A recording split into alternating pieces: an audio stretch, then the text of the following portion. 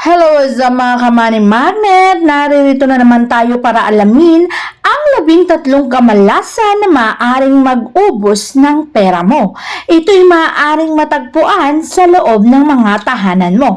Ang mga bagay na to ay kailangan nating alisin, iwasan upang nang sa ganun hindi tayo masaid o maubusan. Ang una sa listahan na nagdudulot ng kamalasan sa ating mga buhay na maaaring magbigay ng pagkakasakit ay ang mga roses na kulay pula at puti na pinagsama. Sumisimbolo kasi ito sa hindi magandang senaryo sa ating mga buhay. Kaya hindi maganda na pinagsasama to at inilalagay na display sa ating mga tahanan. Pwede ka namang maglagay ng roses pero pure white o pure red lang. Ang pagsasama ng kulay na to ay hindi maganda dahil maaaring makapagdulot ng mga kamalasan sa ating buhay. Isa pang bagay na dapat mong pakakatandaan alisin sa iyong tahanan ay ang mga bagay na may crack, punit o sira na sa iyong mga bahay. Ang mga crack na pader ay dapat mo nang ayusin at tanggalin sa iyong tahanan para na sa ganoon hindi ito makapagdulot ng anumang kamalasan. Ang pagkakaroon kasi ng crack sa pader ay maaaring mag-signify o magpasok ng negatibong enerhiya. At ang pagpasok ng maraming negatibong enerhiya ay maaaring makapagdulot ng matinding kamalasan sa ating mga buhay. Kaya naman kapag tinanggal mo yan, matatanggal din ang kamalasan. Lalo naman kung may cactus sa loob ng iyong bahay. Alam mo ba ang cactus ay parang magdulot ng pag-aaway o pagtatalo ninyong mag-asawa. Hindi ko naman sinasabing sobrang malas ng cactus, pero wag mo lamang itong ipapasok sa loob ng bahay. Maaari mo itong ilagay sa labas ng iyong tahanan, sa garden o kaya naman sa gilid ng iyong pintuan. Pero ang pagpapasok ng cactus sa loob ng bahay ay maaaring makapagdulot ng matinding kamalasan kaya wag mo nang gawin ang bagay na to. Pagdating sa halaman, wag na wag kang maglalagay sa loob ng tahanan ng mga halaman na gumagapang. Ang mga halaman na gumagapang na yan ay maaaring magpasok ng matinding kamalasan. At ang mga kamalasan na yan ay maaaring magbigay sa iyo ng matinding pagkaubos ng kaperahan. Ang pagsasanib ng kamalasan at pagkaubos ng kaperahan ay matinding senaryo na maaari mong maranasan. Kaya naman para maiwasan ang bagay na to, iwasan mo ang paglalagay ng mga gumagapang na bagay sa loob ng tahanan. Pagdating naman sa orasan, ito'y napakahalaga. Kailangan ang orasan mo ay gumagana, maayos at stable pa. Kung ang orasan mo ay hindi na gumagana, mas mainam na ito'y ipaayos mo na. Sapagkat ang isang orasan na sira na ay magbibigay ng stagnant na karera sa buhay. Ang karera ay magiging stagnant o walang pag-usad na magaganap. Kaya naman kung ang orasan mo ay sira na, ipaayos mo na at huwag mong i-display kung sira na to. Mas mainam na palitan o ipaayos para hindi masira ang karir mo. Pagdating naman sa pintuan, huwag mong ihaharap ang pintuan na katapat ng iyong kusina o maging ng iyong refrigerator kung saan door to door ay magkatapat. Kahit anong door pa yan ng pintuan or door pa yan ng rep ay hindi dapat nagkakatapat. Hindi rin dapat na pagbukas mo ng pintuan ang mabubungaran ay kusina. Fire element kasi ang nangingibabaw. At kapag sa loob ng tahanan, fire element ang nangingibabaw, magpapasok po ito ng matinding kamalasan. Siyempre, huwag mo ring iibabaw sa iyong rep ang microwave oven.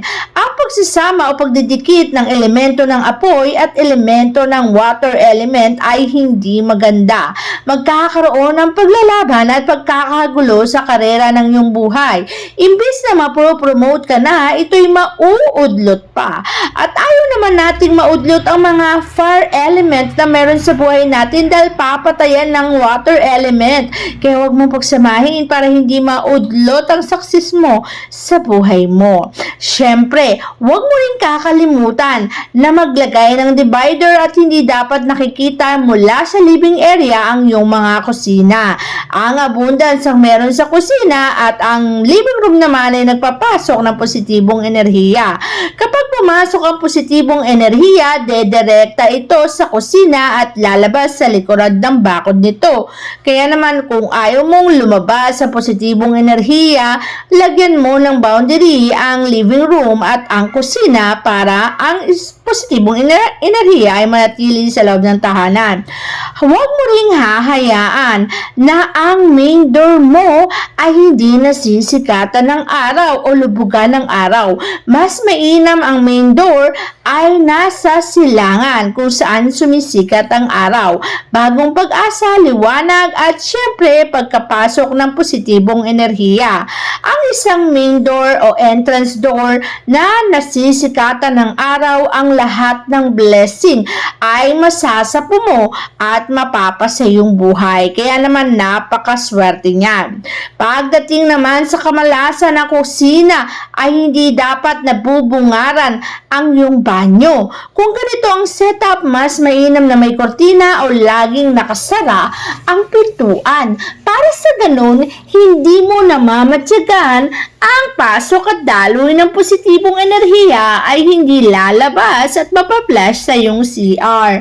Mas mainam kasi na ito ay laging takpan para ang negatibong enerhiya ay hindi rin makalabas mula sa CR papunta sa iyong kusina o vice versa. At syempre, ang sinasabi ko mula kanina pa, ang anumang pintuan ay hindi dapat magkakatapat. Kahit pa sabihin na pintuan ng refrigerator pa yan at pintuan ng CR ay huwag mong pagtatapatin.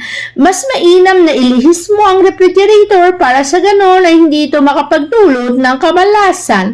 Ang pasok ng enerhiya ay hindi lalabas ng kusa o ang abundance ay hindi lalabas ng iyong tahanan. Ito'y mananatili kung hindi mo pagtatapatin ang refrigerator at ang inyong pintuan. Pagdating naman sa iyong kwarto, huwag mong hahayaan na ang salamin ay nakatapat sa higaan mo kung saan kitang-kita kayong mag-asawa habang kayo ay natutulog. Ang ganitong setup sa loob ng kwarto ay maaaring makapagdulot ng pangangalunya o pangangabit ninuman sa iyong mag-asawa. Kasi nga naman sa salamin na dodoble kayo habang kayo'y nakahiga dito. Kung hindi mo maiiwasan na talagang merong salamin sa loob ng kwarto, mas mainam na takpan mo ito habang kayo'y natutulog para sa ganon hindi kayo kita. At huwag mo ring hahayaan na may water element sa loob ng CR o maging sa loob ng kwarto mo. Ang water element niyan ay maaaring magdulot ng paglalamig ng samahan ninyong mag-asawa. Kung ayaw mong maganap ang bagay na to at kung gusto mong magnatiling nag-aalab ang pagpasasama ninyong mag-asawa, anumang elemento ng water element ay hindi mo dapat ipinapasok sa loob ng kwarto mo para makaiwas ka sa anumang kamalasan na dulot nito.